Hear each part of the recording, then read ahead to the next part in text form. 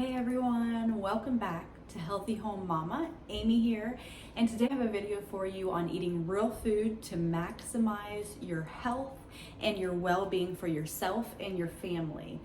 So my channel is all about healthy living, homemaking, productivity, and family life. So if you like that kind of thing, hit the link below to subscribe and to stay notified whenever I come out with new videos. If you like this video at any point, go ahead and hit the thumbs up button. Let me know that you like it. And all right, let's go ahead and dive right in. So I actually used to be a personal trainer. I used to be a nutrition coach, and my top tip to ensure a healthy life from my time as a nutrition coach and a personal trainer, my very top tip is to eat real food, eat healthy food. I've been eating real food for 10 years now, and how I got started with this is I was in college and I came across an article from 100 Days of Real Food. It is a blog, and I highly suggest that you check it out. It has so many good resources, so many good ways to get started eating this way. I read this blog and I immediately changed how I was eating. It was that impactful for me. I read it, I loved everything that they were talking about, and they called it clean eating. You can call it clean eating or real food. But I read this and I was so inspired by what they were saying and how they were presenting it to me that I completely changed how I was eating. Now before that, I ate pretty healthy, but I would eat convenience foods. I would eat, freezer meals. It was healthy, but not to the extent of real food. And it was just so impactful to me that I immediately changed the way I was eating. And I have been eating that way ever since. So you might be asking, what is real food? Well, I'm glad you asked, because I'm gonna go ahead and tell you that right now. So real food is defined as food, whole foods, real foods found in their most natural state in nature, food that has been grown and killed from nature. And also avoiding processed and refined foods that have artificial ingredients and preservatives and additives added to them. Okay, so I'm just gonna run through a list of what examples of these foods are. So you have your fruits, your veggies, your lean meats and seafood, your unrefined grains like brown rice, whole grain bread, and whole grain pastas, healthy fats like nuts, seeds, olive oils, coconut oil, dairy products like milk, cheese, yogurt, Greek yogurt, natural sweeteners like honey and pure maple syrup, drinks like water and milk, and all natural juices, coffee and tea naturally sweetened. Okay, so what is not considered real food? So you have your refined grains like your white bread, your white pasta, and your white rice. Refined sweeteners like sugar, cane syrup, and cane juice, and artificial sweeteners like Splenda. Anything out of a box, bag, or package that has more than 5 ingredients. And then deep fried foods or fast foods. Okay, so now that I've classified what real food is and what real food is not, let me talk about why you would want to eat this way, because you might be thinking that. Why do I want to eat this way?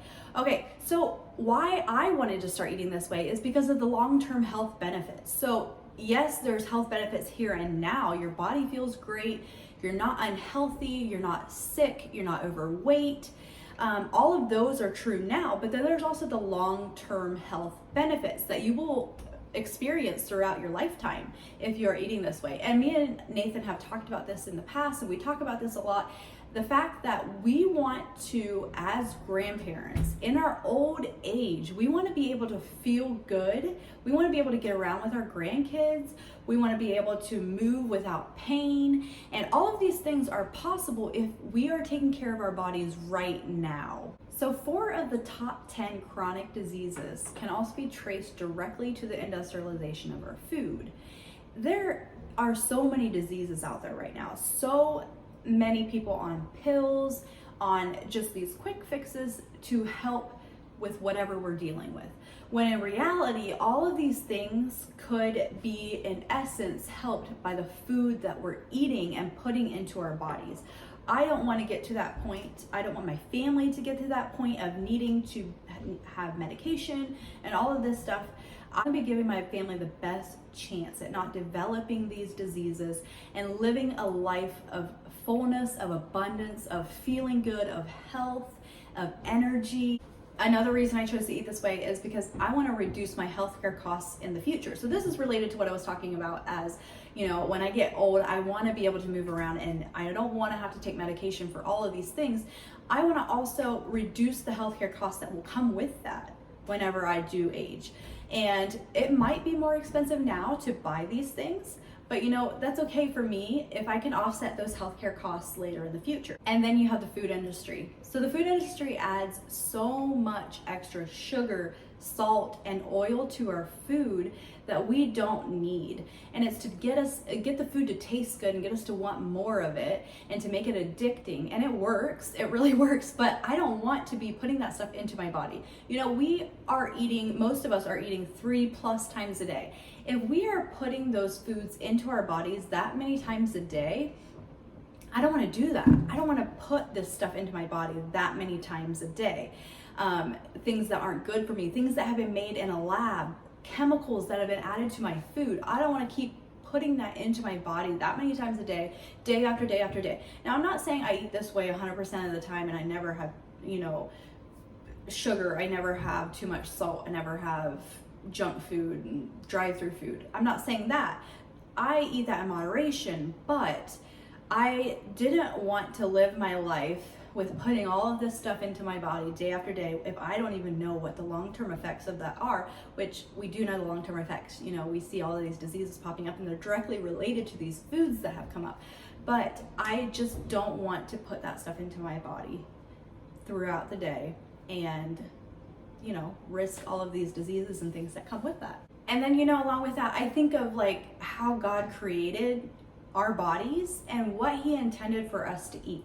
So he created our bodies way back in the garden. He gave Adam and Eve fruits and vegetables in abundance. They could just go and pick off fruit and eat vegetables and eat whatever they wanted. And that was how our bodies were created, you know, and then sin came in and then we were allowed to eat animals and the meat from animals. Now, you know, they didn't go and they didn't cook up a chicken nugget, you know, and eat that. They didn't go and have these pre-made frozen meals and go cook that, because that's not how it was intended to be. And over time, we have just come to this fast-paced society, a society that wants these pre-made foods, that wants all of these unhealthy foods. And like I said, yes, they taste good. They're made to taste good. They're made to be addicting. But we have come so far from that original intent of how it was supposed to be. And I just think of that, you know, our bodies were not made to eat these things. And you can see it from the diseases that come about. You can see it by how you feel after you eat those foods. You can see it by how you look after you eat those foods, how your body feels, how you move, and how your mood is, and your energy levels. All of these things you can tell and see and feel that our bodies were not made to eat this way. So those are just some of the reasons that I chose to start eating this way initially. And I'm gonna move on now to, if you are feeling like you want to eat this way, how can you get started? So I'm gonna give you my top tips on how you can get started eating this way.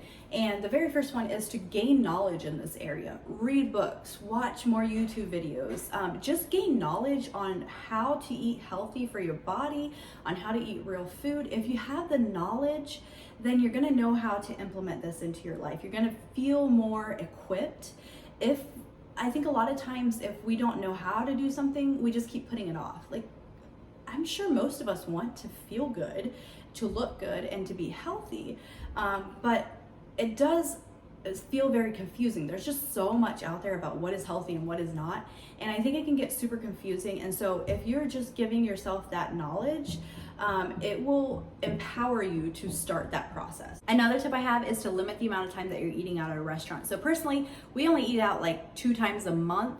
This saves money for you, and then it's also going to help you with your eating real food and eating more healthy. So along with rarely eating out, eat and cook most of your foods at home. And this will ensure that you know what's going into each of your meals, you know what's going into your food, and you're gonna eat that healthy stuff.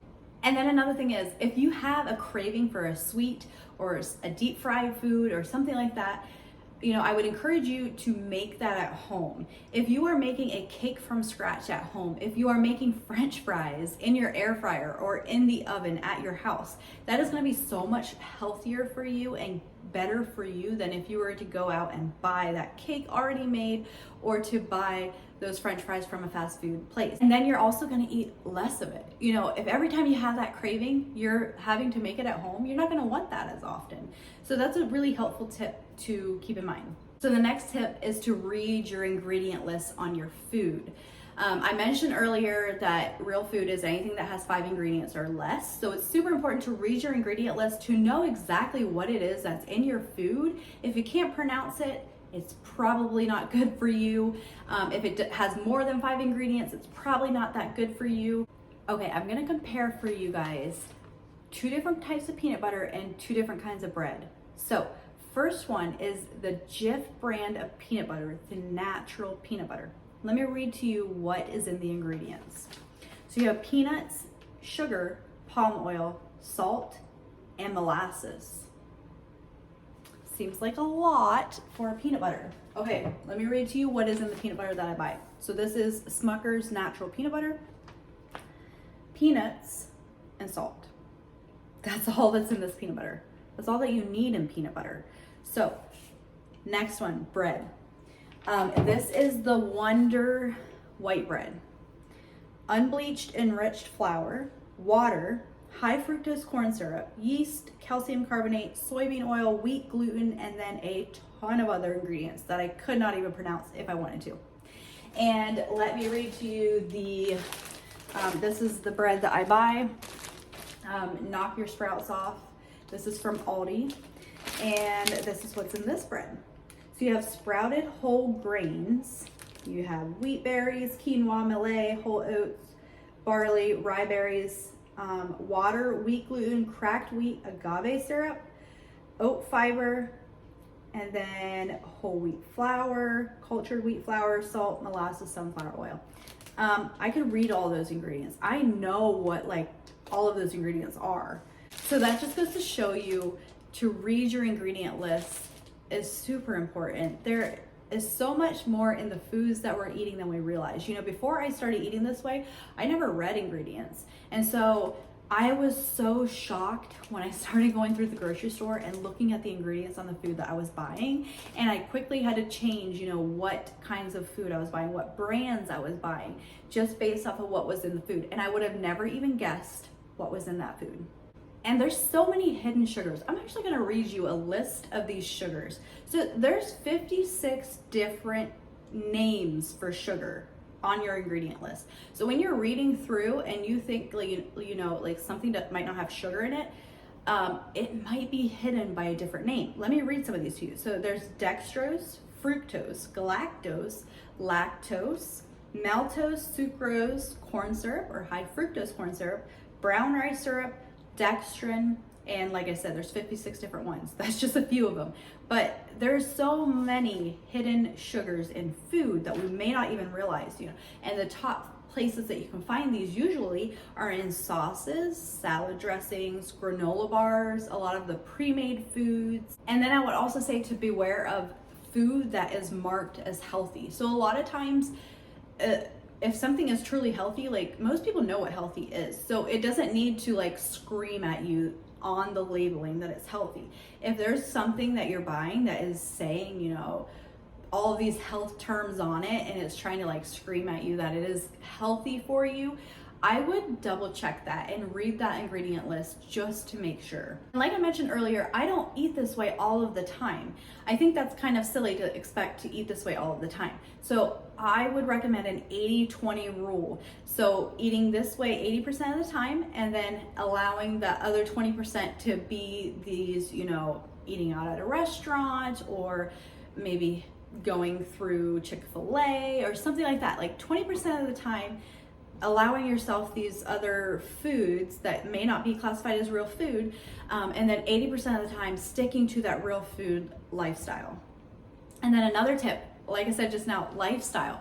Make this a lifestyle for you. So rather than thinking about eating healthy food, I want to lose weight, I want to encourage you to just get that completely out of your mind.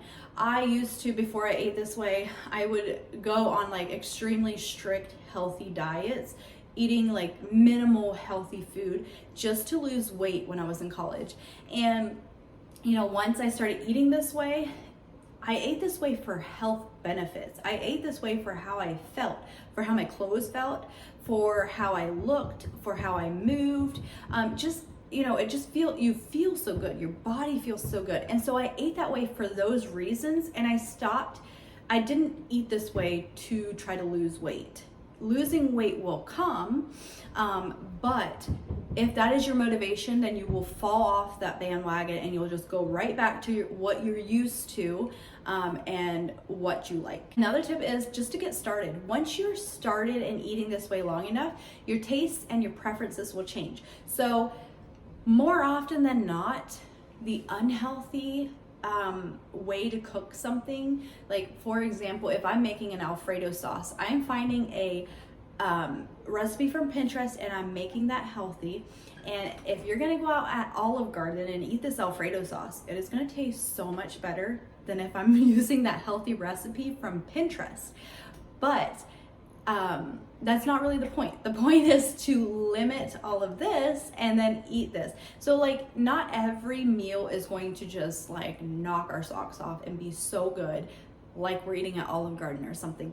But we're fueling our bodies, and then eventually our tastes and preferences will change. We won't crave that Alfredo whenever we want pasta. We won't crave all these unhealthy things, and the healthy stuff will start to taste better and taste better to us, and we will want that more. Before long, we won't even realize that how we used to eat things. The next tip I have is to grow your own food. If you don't already have a garden, I highly encourage you to start a garden. There are so many YouTube videos out there that will help you get started in this area. And this is just one of the ways that you can ensure that you have the highest quality, fruits and vegetables for you. And then if that is not appealing to you, then I recommend going to local farmers markets. Or if you can't grow a lot, if you don't have a large enough space to grow a lot, then I encourage you to go to your local farmers markets to get some of these fruits and vegetables and things that you're wanting to eat. Next tip is to look at like the Dirty Dozen list. So I don't actually eat like all organic foods. I would love to, but it's so expensive. And so I have looked into the Dirty Dozen food list, and I buy those foods in organic because those are the most common ones that have the chemicals and things that will get into the food and then get into your body. And so look at the Dirty Dozen list and start with just that for organic, if that's the direction you want to take, if you want to start eating more organic, more natural. And then the last tip has to do with your kitchen. So I would say, stock up your kitchen on all of the essentials to help you cook these foods at home and to help you make these really good meals at home. If you have these essentials, this will help you just be more confident in the kitchen and to just be able to cook up these foods if you have all these essentials. So first one, get a good set of knives and then a good set of pots and pans. Another really helpful item in the kitchen is to have a crock pot. I use my crock pots for everything. And then I also know that there's Instapots. I actually don't have an Instapot, but I have heard great things about them. So get one of those if that's something that you would be interested in. And then recipe books. These are super helpful in the kitchen. Or if you don't want to go out and buy a recipe book, Pinterest is your best friend. Like I use Pinterest for all of my recipes. I will just get on Pinterest, I will type in healthy chicken dinner and all of these recipes will pop up and I'll pick one. Or like healthy ground beef dinner and then I'll pick one. So Pinterest is super helpful. So those are some of the essentials that I would recommend for your kitchen, just a few of them. And then, if you're wanting more quick meals, some tips for that is doing like I said, the crock pot, the Instapot, or like sheet pan meals are super quick and easy, or one pan meals are super quick and easy. So like I said about the Pinterest, I just go in and I would type in like a healthy sheet pan dinner, a healthy one pot dinner. And then you can just pick whatever looks good or sounds good to you. And then try these out, try out all of these recipes. And whenever you find a recipe that your family loves, that you love, make a list of that. Start putting down on a sheet of paper or somewhere what recipes you are loving, what meals you are loving, and this will help you to reference back to whenever you're meal planning or whenever you're trying to decide what to come up with for dinner. You will have this list of go-to meals that you already know that your family has liked and that you have tried. So I'm now gonna show you my favorite meals, recipes, snacks that I've come across on Pinterest, and I will link down below the recipes for each of these.